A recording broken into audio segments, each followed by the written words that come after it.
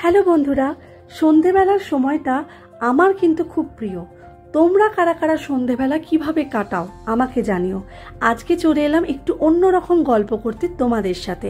আমি চৈতালি কলকাতা থেকে নিয়ে চলে এলাম আবারও একটা মিনি ব্লগ তোমাদের জন্য। আসলে সকাল 4:30 থেকে আমার দিন শুরু হয়। ছেলে স্কুল, তাকে রেডি করা, ব্রেকফাস্ট বানানো, স্কুলে দিয়ে আসা, তারপরে সংসারের বিভিন্ন কাজ তো আছেই। এটা তো আমার মতো সমস্ত হোমমেকারদের রুটিন, তাই না? তারপরে ঠাকুর পুজো করা, ছেলেকে স্কুল থেকে নিয়ে আসা, একসাথে লাঞ্চ, আর তারপরে দুপুরের একটা ছোট্ট ঘুম। এটা হচ্ছে আমার ডেলি রুটিন। এরই মাঝে ফেসবুক বন্ধুদের কমেন্টে রিপ্লাই করা, আর তার সাথে কি কি নতুন কন্টেন্ট তৈরি করা যায় সেই চিন্তা।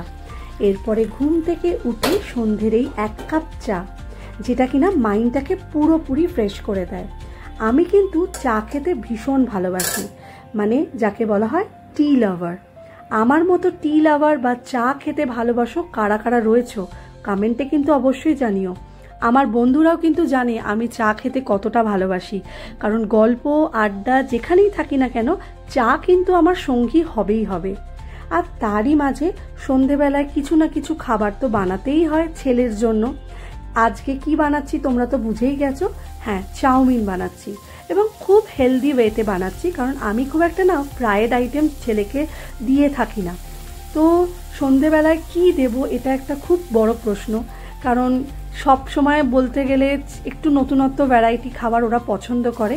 তাই আজকে একটু ভেজিটেবলস দিয়ে চাউমিন বানিয়েছি, তাতে কিনা সবজিগুলো পেটে পড়বে, তাই না? তো আর আমি খুব সিম্পল ওয়েতেই চাউমিন বানাই, আর এই চাউমিনটা আমার কিন্তু অত্যন্ত প্রিয়। তোমরা কে কি সন্ধেবেলায় খেয়ে থাকো অবশ্যই জানিও। আমার সন্ধেবেলার রোজ নামচাতে আজ এইটুকুই। ভালো লাগলে অবশ্যই একটা লাইক কমেন্ট শেয়ার করে দিও। আর সবাই খুব ভালো থেকো, সুস্থ থেকো। আবারও তোমাদের সাথে দেখা হবে পরবর্তী কোনো ব্লগে। সবাই খুব ভালো থেকো, সুস্থ থেকো।